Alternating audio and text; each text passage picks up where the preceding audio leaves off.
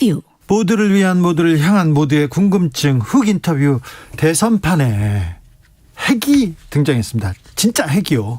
홍준표 후보가 보수 본색을 드러내고 있는데, 군사 합의는 파기하고 전술핵 재배치하겠다, 한미 핵 공유, 이런 말을 쏟아내고 있습니다. 과연 가능할 건가요?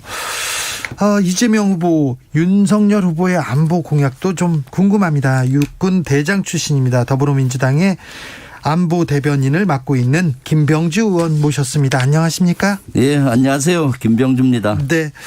육군 대장 출신이고 한미연합사 부사령관을 역임했습니다. 외교안보 전문가로서 좀 물어보겠습니다. 어제 홍준표 후보 낸 안보 공약 어떻게 보셨어요? 예, 홍준표 후보 국방안보 공약을 보니까 대단히 우려가 됐습니다. 이를 만약 그대로 적용된다면 안보가 폭망될 것 같습니다. 그래요? 예, 대통령 자리를 위해서 국민의 생명과 재산을 담보로 도박판을 벌이고 있다는 생각이 들었습니다. 네. 이것은 70년대 냉전 시대에 머물러 있다고 보여집니다. 시각이 아주 과거 지향적이죠. 마치 스마트폰 시대에 폴더폰을 써야 된다고 소리 지르는 것과 같습니다. 전형적인 안보 포퓰리즘으로 보고요. 네. 실제 현실성이 거의 없습니다. 그래서 저는 심히 우려하고 있습니다. 네. 과거로 돌아가자, 뭐 그렇게 얘기할 수는 있는데 그게 또 위험하지는 않을까 걱정도 됩니다. 핵 재배치, 핵 공유, 이런 얘기는 실현 가능성이 있습니까?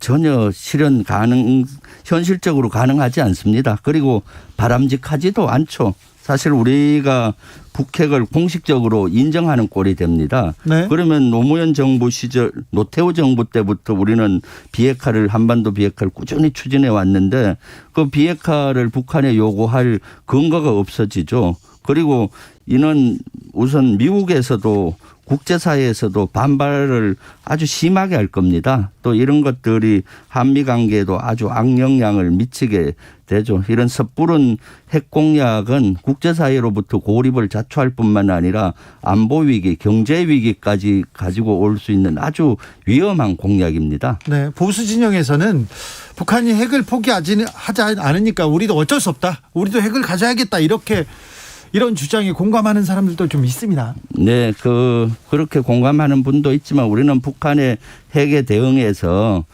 꾸준히 전력을 키웠고, 특히 한미는 맞춤형 억제 전략, 확장 억제 정책을 통해서 이런 준비를 다 갖추고 있습니다. 네. 예. 자, 그럼 미국은 어떻게 반응할까요? 중국은 또 어떻게 생각할까요?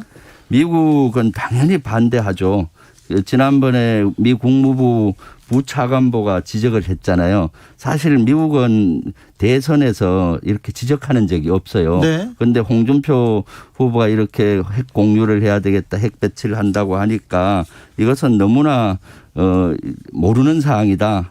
미국의 정책을 너무나 몰라서 놀라웠다. 네. 미국은 여기에서 반대한다라고 명확히 얘기를 했죠. 미국은 용인할 수가 없죠. 그리고 미국은 사실은 한반도에서 북한의 비핵화를 시키기 위해서 노력하면서 한편으로선 북한의 핵에 대한 대응으로서 한미가 확장 억제 전력을 쓰면서 노력을 해오고 있는 상황이죠. 네.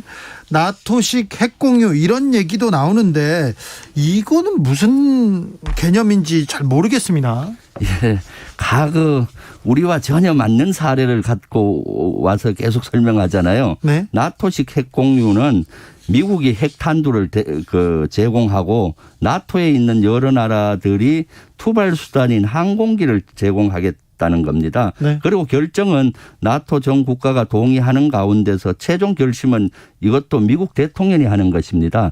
이것은 시대적으로 오래전에 했던 겁니다. 예전에는 핵투발 수단이 항공기였거든요. 네. 그 항공기 시대에 만든 것이고, 지금은 핵투발 수단이 항공기뿐만 아니라 주로 미사일로 하는 것이죠. 네, 잠수함에도 쏘지 않습니까? 예, 잠수함에도 쏘고 아주 다양한 것이고, 네. 그리고 지금은 한반도에 전술핵이 있느냐 없느냐가 중요한 것이 아니라 미사일이나 멀리서도 할 수 있는 시스템을 갖추고 있죠. 그래서 확장 억제 전략 속에서는 괌이나 본토에서도 대응을 할 수 있는 것이기 때문에 예전에 사거리가 짧고 항공기로만 투발할 때 한반도에 있어야 된다 이런 과거적인 논리인 것이죠. 그래서 그리고 또 하나 주목할 것은 자꾸 유럽 사례를 비교하는데 네. 나토는 느슨한 집단 안보 체계입니다. 네. 우리는 훨씬 더 강한 한미 연합 방위 체계를 가지고 있거든요. 네. 핵 전력도 이와 유사합니다. 네. 핵과 관련돼서는 윤석열 후보도 계속 얘기하고 있던데 윤석열 후보의 예. 외교 안보 정책은 어떻습니까? 윤석열 후보의 외교 안보 정책 중에 특히 핵에 대해서 말씀드리면은 지난번에 토론회 할 때 확장 억제 정책을 지지하는 것 같이 얘기했어요. 예. 그러면서 부언을 뭔가 하면은 국민이 위협을 받으면은 전술핵을 배치하겠다. 예. 이것은 진짜로 이율 배반적이에요. 국민이 위협을 받으면은 확장 억제 전력으로서 미국에서 요청을 해야 되는 건데 네. 그때 가서 전술핵 배치한다면 한미 동맹이 어떻게 되겠습니까? 그러니까 이것은 이율 배반적이고 깊은 아주 고민이 안 나오는 것 같습니다. 자, 예, 홍준표 후보나 윤석열 예. 후보가 예. 만약입니다. 한국의 대통령이 돼서 미국 정상회담입니다. 예. 아니면 전 세계 정상들이 모여 있는 데서 핵 공유 얘기하고 핵 재배치 얘기를 하면 어떻게 됩니까? 이것은 그야말로 국가 위기 상황으로 가게 됩니다. 먼저 안보 위기와 경제 위기가 오겠죠.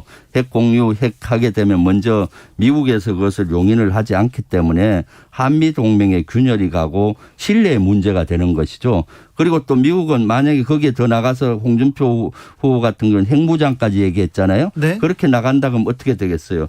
경제 제재가 들어와요. 네. 우리는 수출이 주가 되잖아요. 경제 제재를 하게 되면 경제 위기까지 오게 되는 것이죠. 주변국도 마찬가지입니다. 일본은 어떻게 하겠습니까? 당장 자기들도 핵무장 한다고 하겠죠. 네, 그러면서 하겠죠. 군사 대국화로 가는 길을 갈 것이고 중국이나 러시아는 엄청나게 반대하죠. 중국은 우리 사드 배치만 해도 그렇게 경제 보복을 하고 있는데 훨씬 더 반대를 할 것이고 북한은 어떻게 했어요? 이제 북한은 핵을 인정받은 것 같이 되잖아요. 네. 그럼 오히려 북한의 비핵화는 물 건너가고 북한에게 주도권을 넘길 수가 있는 거죠. 네. 6171님께서 후보들 핵에 관해서 너무 가볍게 말하지 않았으면 좋겠습니다. 라디오 방금 켰는데 깜짝 놀랐습니다. 얘기하셨고요. 3116님께서는 무기를 내려놔라. 내려놔라 이렇게 얘기해야지 같이 무기를 들면 같은 범죄자가 되는 거 아닙니까? 얘기합니다. 홍준표 후보가 9.19 취임하자마자 9.19 남북 군사합의 파기하겠다 이렇게 공약도 냈는데 이 얘기는 그거는 참 어리석은 얘기죠. 9.19 군사합의에 대한 정확한 이해가 없다고 봅니다. 9.19 군사합의는 그야말로 한반도에서 긴장 국면을 완화하는 정책이죠. 네. 9.19 군사합의는 그동안은 6.25 전쟁 이후에 그 우발적인 충돌 방지를 위해서 지상에서만 군사 분계선을 연해서 2km 비무장 지대를 줬잖아요. 네. 그것이 우발적인 충돌에 기여를 했습니다. 그런데 네. 해상과 공중에는 없었습니다. 네. 그러다 보니까 서해안 LNL에서는 수시로 무력 충돌이 일어났잖아요. 그렇죠. 공중에서도 2018년 이전에는 최근에 만든 무인기, 드론 네. 이런 것들을 북한이 침투시켜서 보냈죠. 엄청나게 군사적인 도발을 많이 했고 위협이 됐죠. 박근혜 정부 때는 뭐 드론 마구 떨어졌지 드론이 않습니까? 사드 성주 기지까지 가서 사진을 찍고 복귀하다가 추락한 것도 있었잖아요. 네.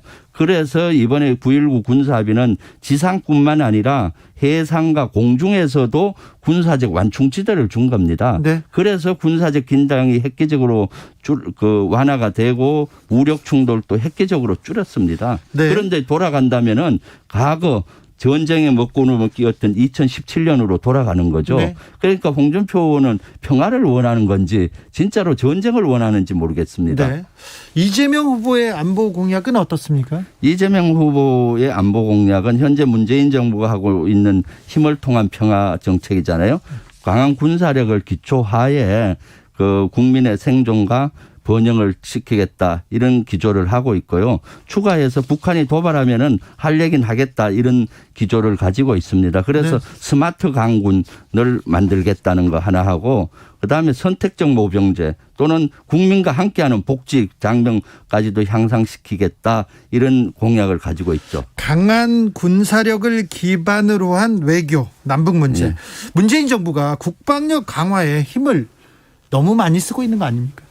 예, 문재인 정부는 사실 어느 정부보다 국방력을 키워왔습니다. 국방 예산도 많이 쓰고요. 예, 그 문재인 정부 4년 동안 평균 7% 이상 예산을 국방 예산의 증가율이 있었죠. 네. 박근혜 이명박 정부 때는 4에서 5%였습니다. 네. 이렇게 예산을 투입을 해서 한 결과 우리 세계 군사력이 4년 전에는 11위였는데 지금은 6위까지 향상이 됐습니다. 이런 강한 힘을 통해서 북한을 비핵화시키고 평화체계로 만드는 일을 끊임없이 해오고 있고 해온 것이죠. 그래서 사실은 문재인 정부의 군사력은 예전 정부와 다른 것은 조용히 키웠습니다. 네. 막 공개적으로 키운 게 아니라 그러다 보니까 국민들께서 그 문재인 정부의 강한 국방력을 잘 이해를 못할 때가 있죠. 그래서 네. 좀 저는 문재인 정부에서도 이젠 좀 공개를 좀 하자 네. 이렇게 많이 얘기를 하고 있습니다. 아무튼 미사일 사정거리를 없애가지고 미사일 능력 엄청 키웠고요. SLBM 마구 쏩니다. 네. 그리고 전투기도 만들고요.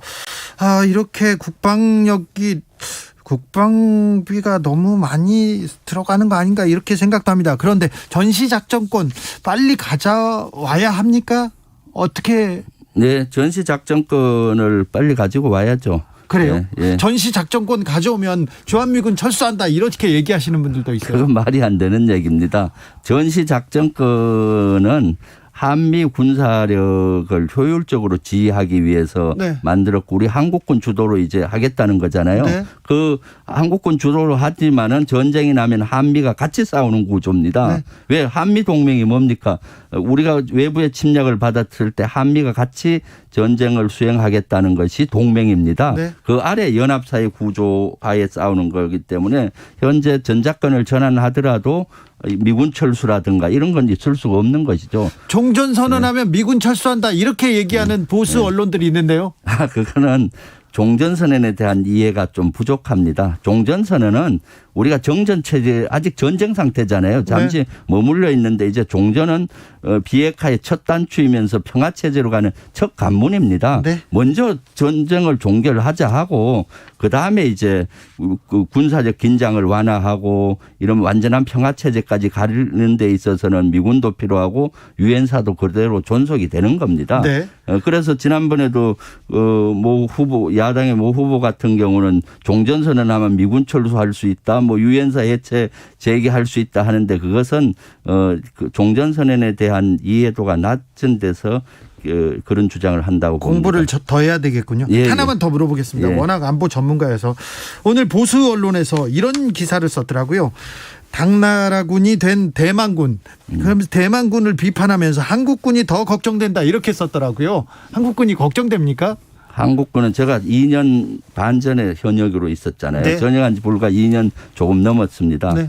한반도 5,000년 역사 중에 지금처럼 한국군이 강한 적이 없었습니다. 국민들이 그걸 믿고 그런 걱정은 안 하셔도 되겠습니다. 네. 제가 최근까지 군에 있었던 사람이고 또 현재 국회의원으로서 계속 국방위에서 모니터링한 결과는 그렇습니다. 문재인 정부 들어서 국방력은 엄청나게 강화됐어요. 그렇죠. 네. 자, 그런데요. 보수 진영에서는 대북 정책이 국방 정책에 우선한다고 이렇게 강조합니다. 네. 근데 보수하면 안보 이런 고정관념이 있는 것도 사실이지 않습니까? 예, 예. 그래서 문재인 정부 북한한테 끌려다니기만 한다. 네. 계속 보수에서 비판을 하는데 예. 끌려다니기만 합니까? 그건 잘못 알고 있는 겁니다. 안보 정책과 국방 정책은 같이 가는 겁니다. 현재 문재인 정부는 힘을 통한 평화니까 국방 정책을 강하게 한 바탕하에 대북 정책을 북한 정책을 쓰고 있는 것이죠. 네. 그런데 북한하고 대화하려니까 군사력을 키우는데 떠들고 키우지 않고 조용히 키우고 있습니다. 그래서 홍준표 후보 같은 경우는 우리는 안보 정책보다 국방 정책보다 대북 정책을 우선시한다는데 그게 아닙니다. 국방 정책의 강한 바탕 하에 대북 정책을 하는 것이죠. 아, 그래요? 예, 이것은 이재명 대통령 후보가 당선이 돼도 이런 계로 같이 할 겁니다. 가방 국방력을 있어야 국방력이 강해야 북한하고도 대화를 주도적으로 할 거 아닙니까? 전현직 군 장성들은 예. 우리의 국방력이 강하고 북한을 압도하고 있다고 다 알고 있죠. 네, 네, 그런데 왜 전직 장성들은 네. 저기 보수당에 네. 윤석열 후보 캠프에 많이 갑니까?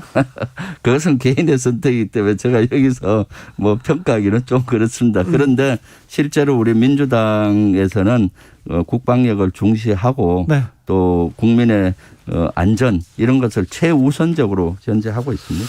어제 네. 별세하신 노태우 전 대통령도 노태우 씨도 대통령 취임사에서 이랬습니다. 북한과의 대화 협력을 천명하고 네. 모든 대통령이 이런 얘기를 합니다. 그런데 진보 보수를 넘어서 한반도 비핵화, 네. 남북 교류 협력, 남북의 평화 정착을 위해서 힘써야 되는데요. 예. 그렇죠. 예, 그런데 그렇죠. 선거 때만 되면 안보 정책은 전혀 아닙니다. 예. 그러니까 안보는 국민 생존과 관계되기 때문에 표를 얻는 수단, 어떤 안보 포퓰리즘은 지양해야죠. 지양해야죠. 당연히. 네. 절대 그런데 그런 말 함부로 해서는 안 예, 되죠. 안보를 가볍게 보고 막 이렇게 표를 얻는 수단으로 하는 것을 저는 심각히 우려하고 있습니다. 네. 예. 우리 군이 국방력을 강화했습니다. 네. 네. 근데 왜 급식 체계 이런 거는 아직 좀 부족한가요? 네, 그것은 많이 개선을 해야죠. 아, 사실 우리 그렇습니까? 군은 첨단 무기 체계는 네. 국가 개인 소득 5만 불 수준까지 가 있다고 봅니다. 그래요? 그런데 병사들의 의식주와 병사들의 편제 장비는 10,000불 수준이에요. 아직 예, 왜냐? 국방 예산을 할 때 우선순위가 첨단 무기잖아요. 무기부터 사고. 예, 그러다 보니까 병사들의 복지가 우선순위가 떨어져 있었고 네. 또 두 번째가 군의 문화는 헌신하는 문화예요. 네. 국가를 위해서 생명까지 바친다고 하니까 애로사항이 있어도 의식주에 참고 견디는 겁니다. 네. 그래서 이제는 이렇게 놔둬서는 안 되겠습니다. 네. 우리 장병들의 의식주 문제라든가 복지 문제를 이제는 좀 획기적으로 향상시켜야 된다고 봅니다. 그래서 지금 부식 문제도 많이 개선이 됐습니다. 네, 나아지고 있습니다. 인권 예. 문제도. 예. 그런데 아무튼 국방력 강화 좋습니다만 좀 무기 사는데 돈을 좀 덜 썼으면 좋겠어요. 청년들한테 예. 교육에 쓰고 그리고 또 북도 남도 이렇게 조금 감축하고 무기보다는 먹고 사는데 좀 썼으면 좋겠어요. 그죠? 제 생각입니다. 예. 예. 지금 우리 북한도 북한이고 주변국도 강대국이다 보니까 네. 거기에서 생존과 번영을 위해서는 우리 국방력이 저는 중요하다고 봅니다. 아, 그렇습니까? 예, 예. 우리 국방력은 믿을만 합니까? 예, 든든합니까? 예, 믿을만 합니다. 알겠습니다. 지금까지 김병주 더불어민주당 안보 대변인이었습니다. 예, 감사합니다. 정치 피로, 사건 사고로 인한 피로, 고달픈 일상에서 오는 피로. 오늘 시사하셨습니까? 경험해보세요. 들은 날과 안 들은